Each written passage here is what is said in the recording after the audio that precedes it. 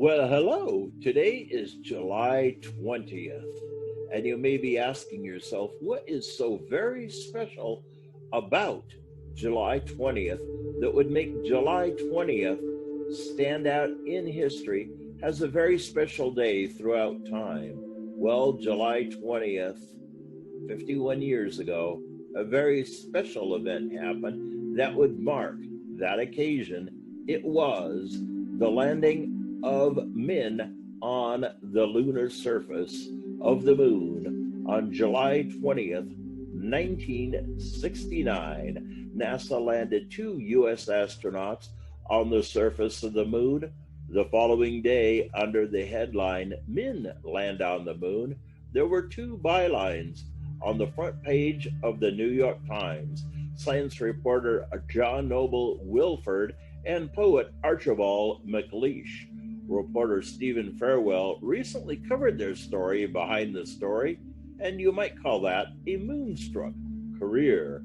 In July 1969, the National Aeronautics and Space Administration won that Cold War contest by landing the Apollo 11 astronauts Neil A. Armstrong and Colonel Edwin E. Aldrin Jr. on the lunar surface, while Michael Collins, he remained in the orbiter above.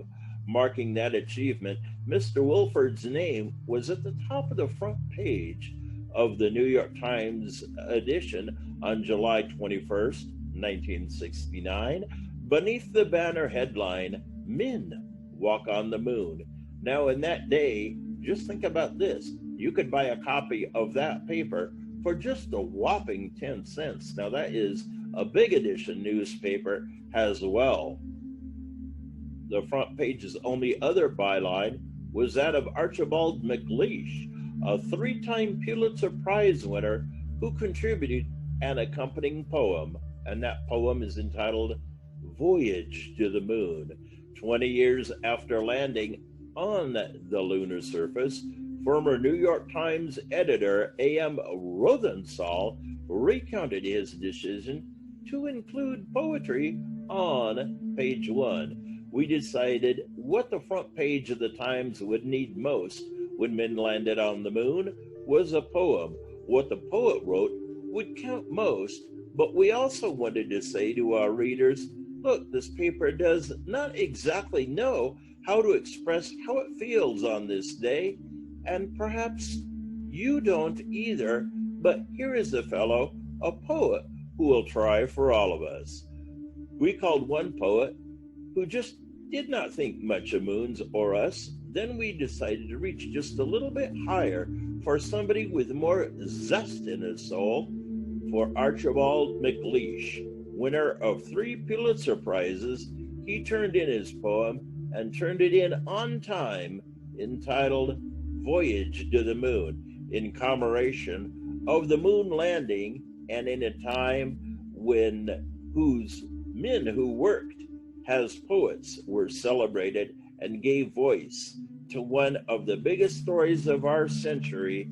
Here is Voyage to the Moon, presence among us, wanderer in the sky, dazzle of silver in our leaves, and on our waters silver, oh, silver evasion in our furthest thought, the visiting moon, the glimpses of the moon, and we have touched you. From the first of time, before the first of time, before the first men tasted time, we thought of you. You were a wonder to us, unattainable, a longing past, the reach of longing, a light beyond our light, our lives, perhaps a meaning to us. Now, our hands have touched you in your depth of night. 3 days and 3 nights we journeyed, steered by farthest stars, climbed outward, crossed the invisible riptide where the floating dust falls one way or the other in the void between, followed that other down, encountered cold, faced death, unfathomable emptiness. Then the 4th day, the 4th evening, we descended, made fast, set foot at dawn upon your beaches, sifted between our fingers your cold sand.